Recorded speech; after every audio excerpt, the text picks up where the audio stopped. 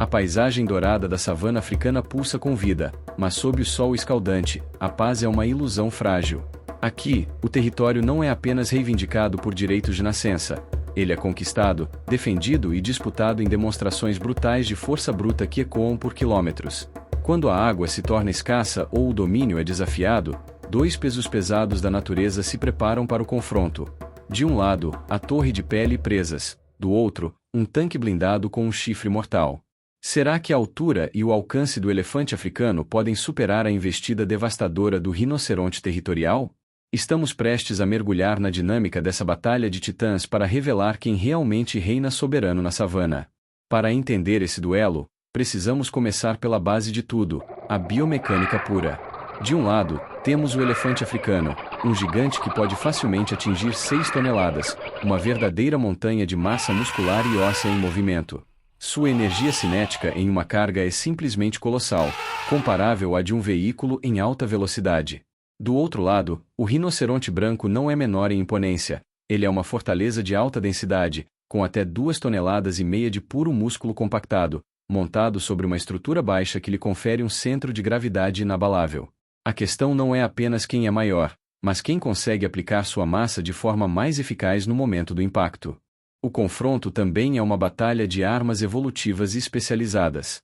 O rinoceronte branco impunha sua arma principal na linha de frente, 1 ou 2 chifres de queratina, o mesmo material das nossas unhas, mas incrivelmente densos e capazes de perfurar a pele grossa de um adversário. É uma ferramenta de perfuração projetada para estocadas ascendentes devastadoras. Em contraste, o elefante utiliza um sistema de alavancagem muito mais versátil, suas 2 presas de marfim, longas e curvadas. Elas não servem apenas para perfurar, mas para alavancar, erguer e imobilizar, funcionando como uma espécie de garfo hidráulico para controlar a massa do oponente e aplicá-la contra o chão. Mas o combate não é feito apenas de ataques frontais, a movimentação tática define o vencedor. O rinoceronte branco, apesar de seu corpo atarracado, possui uma velocidade explosiva assustadora, capaz de disparar do 0 a mais de 50 km por hora em poucos segundos em curtas distâncias, transformando seu corpo em um projétil vivo. No entanto, o elefante possui um alcance impressionante e uma ferramenta que o rinoceronte não pode contestar, a tromba. Essa estrutura muscular versátil permite agarrar, desequilibrar, golpear e sentir o ambiente, oferecendo uma consciência tática que o rinoceronte, com sua visão limitada, simplesmente não possui. Quando esses corpos enfim colidem, a física assume o controle do espetáculo. O elefante, em uma investida, não utiliza apenas as presas. Sua testa maciça e a estrutura craniana robusta funcionam como um ariete vivo. O objetivo primário é claro: desestabilizar o centro de gravidade do rinoceronte. Ao aplicar várias toneladas de força em um ponto alto do corpo do adversário, o elefante tenta criar um torque, uma força de rotação que faça as pernas curtas e fortes do rinoceronte perderem contato com o chão, transformando o tanque em uma carcaça vulnerável tombada na poeira da savana. Calculemos, por um instante, a pressão a que o esqueleto do rinoceronte é submetido. Quando as presas do elefante, agindo como alavancas, se encaixam sob o corpo do rinoceronte ou contra seu pescoço, a pressão descendente é de várias toneladas. Os pontos de tensão na coluna vertebral e na cintura escapular do rinoceronte atingem níveis críticos. O esqueleto, projetado para suportar o peso e a locomoção, é forçado a resistir a forças de torção e compressão para as quais não foi originalmente concebido. É uma luta entre a resistência estrutural de um animal construído para durar e a potência bruta de um animal construído para dominar. O rinoceronte, no entanto, não é um oponente passivo. Sua primeira e melhor defesa é a postura de tanque. Ao baixar a cabeça e firmar as 4 patas no chão, ele apresenta sua armadura mais grossa, as placas de pele na região do ombro e do dorso, que podem ter mais de 5 centímetros de espessura. Essa postura, combinada com a musculatura densa, é projetada para mitigar a força do impacto inicial. Durante uma investida frontal, o chifre do rinoceronte atua como uma lança para contra-atacar, enquanto sua estrutura dissipa a energia da colisão, transformando o choque em um teste de resistência bruta. Mas a força física é apenas metade da equação. A mente por trás do músculo decide o rumo da batalha. Dados recentes de 2026 sobre a vida selvagem indicam um fenômeno preocupante: um aumento nos ciclos de mustra em elefantes machos jovens. Esse estado de exaltação hormonal, caracterizado por níveis altíssimos de testosterona, torna os elefantes extremamente agressivos e imprevisíveis.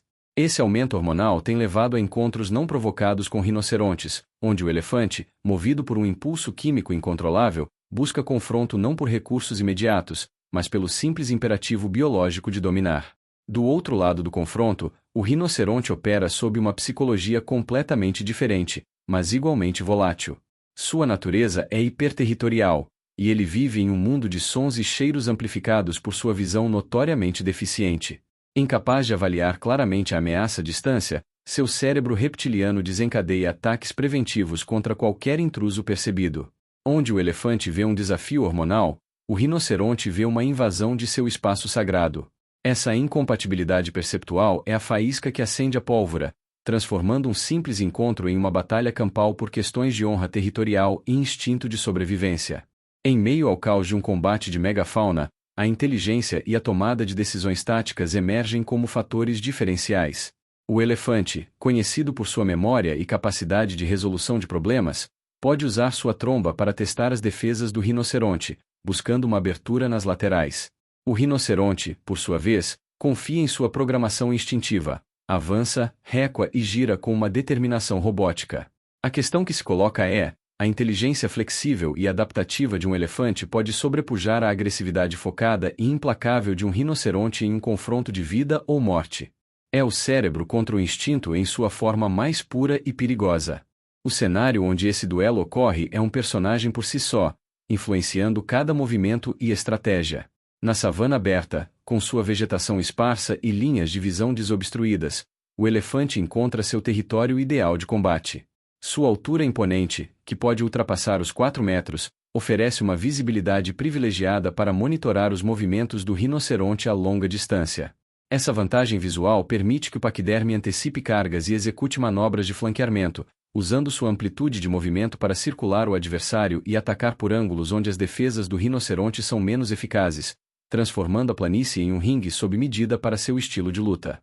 No entanto, a geografia da África não é feita apenas de planícies abertas. A vegetação densa e os poços de água criam dinâmicas completamente diferentes. Nesses ambientes confinados, o tamanho do elefante pode se tornar uma armadilha. A vegetação cerrada atua como um gargalo, neutralizando sua vantagem de alcance e amplitude de movimento. É nesses espaços apertados que a agilidade e a capacidade de rotação do rinoceronte se tornam soberanas. Ele pode usar a mata como camuflagem para sua carga explosiva, surgindo de surpresa e atacando as pernas e o ventre do elefante antes que o gigante consiga usar sua tromba ou presas de forma efetiva. Imagens recentes capturadas por drones sobrevoando o Parque Nacional Kruger, na África do Sul, oferecem uma perspectiva privilegiada desses confrontos. As gravações revelam a mecânica específica de empurrar e puxar que define essas batalhas. O que antes era apenas relato de guias turísticos agora é ciência em movimento. Os drones mostram como o elefante usa sua testa para imobilizar o rinoceronte enquanto suas presas tentam encontrar apoio para alavancar o adversário. Em resposta, o rinoceronte gira constantemente o corpo, mantendo o chifre apontado para o agressor, numa dança mortal de equilíbrio e desequilíbrio gravado do alto. Essas mesmas imagens revelam o esgotamento físico por trás da fachada de força bruta. O que parece ser um simples empurra-empurra é, na verdade, um duelo de resistência anaeróbica. Os músculos dos ombros do elefante tremem sob a tensão de sustentar o peso aplicado contra a carcaça maciça do rinoceronte. As pernas curtas do rinoceronte cavam sulcos no solo seco da savana enquanto ele tenta manter sua base firme. Cada segundo de contato direto consome uma quantidade absurda de calorias e oxigênio, transformando o confronto em uma guerra de atrito onde o primeiro a ceder à fadiga perde não apenas a luta, mas a posição e, potencialmente, a vida. Enquanto os gigantes se enfrentam, um fenômeno ecológico fascinante acontece nas margens do campo de batalha. O caos gerado pelo confronto desloca toda a cadeia alimentar ao redor. Hienas, chacais e até mesmo leopardos, que normalmente evitariam tanto o elefante quanto o rinoceronte, se aproximam cautelosamente atraídos pelo tumulto. Eles aguardam uma oportunidade, um filhote desprotegido que pode ter se afastado, ou, em casos extremos, a possibilidade de um dos gigantes sucumbir aos ferimentos.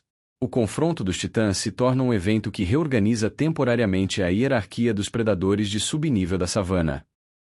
Há um fator demográfico que pesa contra o rinoceronte nesses encontros cada vez mais frequentes. Os elefantes, especialmente quando o motivo da disputa é um poço de água ou uma fêmea no cio, raramente enfrentam sozinhos. Embora o confronto direto seja geralmente entre dois machos, a presão de um grupo de elefantes nas proximidades altera a psicologia do rinoceronte. O paquiderme sabe que pode recuar para a proteção da manada se a situação se tornar desfavorável. O rinoceronte, por sua natureza mais solitária e territorial, não tem essa retaguarda. Ele luta sozinho, sabendo que cada investida pode ser a última. Chegamos ao cerne da questão biomecânica. A blindagem e o poder de perfuração do rinoceronte podem realmente superar uma diferença de peso de 4 toneladas? A resposta não é simples, mas a física tende a favorecer o elefante. Embora o chifre do rinoceronte possa causar ferimentos profundos, especialmente na tromba ou nas pernas do elefante, ele raramente atinge órgãos vitais em um primeiro impacto. O elefante, por outro lado, não precisa perfurar, ele precisa apenas derrubar.